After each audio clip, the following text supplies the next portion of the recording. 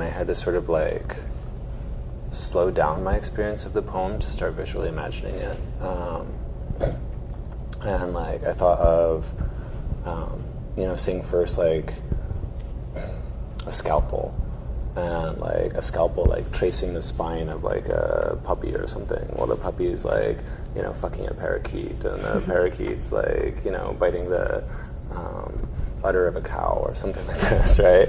But then that's taking a lot more time with those images than the poem does, which is, I think one of the things you're talking about with gesture, where, in some sense these things never like fully come into view. You just sort of like, you scroll past them and you're just like, oh no, I can't look at that, or oh yeah, that was cool, and you're just like, in a Tumblr hole.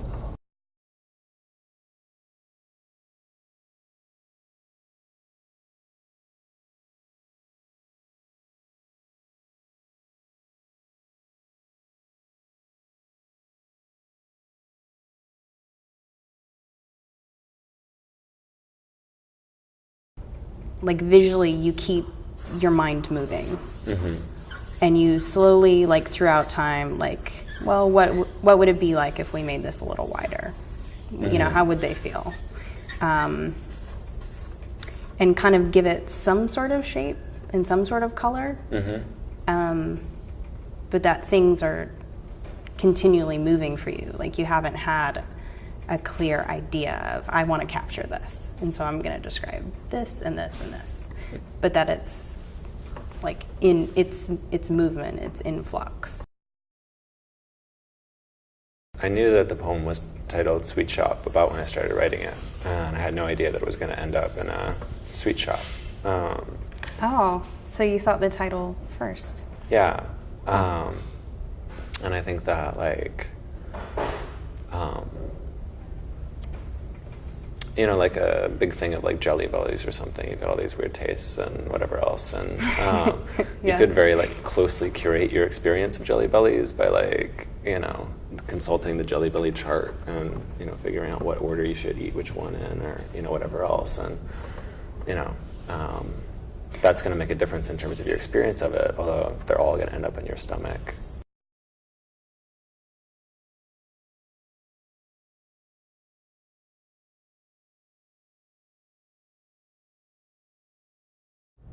Yeah, for me, like,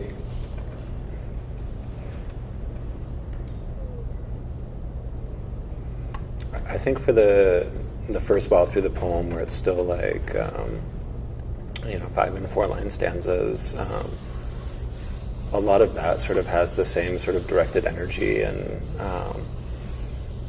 I think that it's a very sort of like, curated tour of, hey, if you look at the right side of the bus, you'll see a lady holding her dog or something. If you look at the left side of your bus now, you'll see,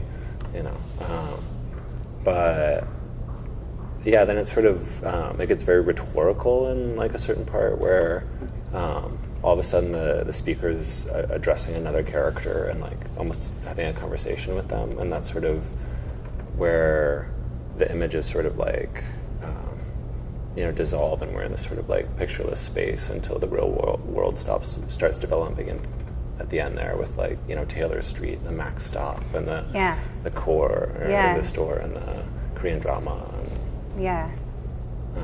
I was going to ask about that, because the first part, the images they could be metaphorical, like, and then there's a clear change of pace where it's da da da da da da da, like, now we're here, Taylor Street, and it's under an overhang, and it's on the corner, and then you get into this space, and it's, I think that's also kind of why I got the sensation of a trail.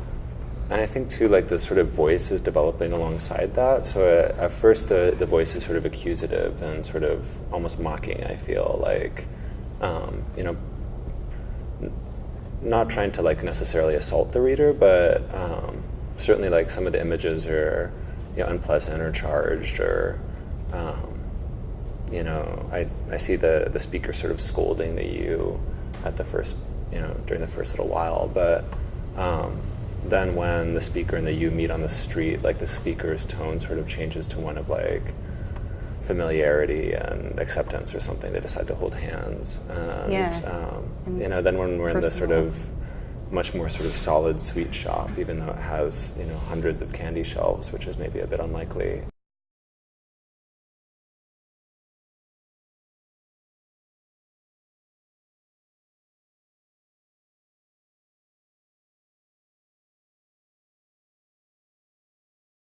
Well, it's sort of like I have to just like, you know, like I've got shaky hands, so like anytime I draw on anything, like it's not going to be the same thing over and over. Even if I drew just a simple like stick figure or something, like it would waver at different points, or, you know, parts of it would be deformed, or, you know, whatever. So like when I'm writing a poem or something, as I'm trying to think of the next line, I'll run through, you know, 10 little things. I'll just sort of say them out loud or in my head, or sometimes type them out or something. And I'll say, oh, you know, instead of a, you know, a drone air force and a secret budget, maybe it's a, you know, glass floor and a sledgehammer. Oh, that doesn't really do anything for me. Maybe it's a, you know, a firebomb and a slow cooker. Does a little bit more, but we're not quite there. Maybe it's a, you know, drone air force and a secret budget. If I focus too much on the image, then I'm imagining what actually like a pet orgy would look like, and whose pets would be involved, and like how the owners would feel about them, and you know, what the hygienic practices would be of, you know, preparing for and cleaning up after a pet orgy, and you know, rather than saying, well, what happens right after the pet orgy, or if I'm feeling a little confused and a little excited, like I'd probably click on that link, but I wouldn't want to watch more than 20 seconds of it or something like that. If that's the feeling, then I'd say, well, what would be the, you know, what would be the thing that I'd want to spend like 4 hours watching or something? And maybe I'll put that after it. Or what's the thing that would, you know, if I'm a little curious or something, what would add an extra element of danger to my curiosity, or so I think, like, you know, maybe if we're thinking about this visually, like, I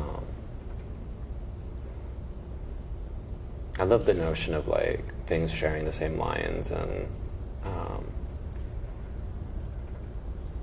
you know, like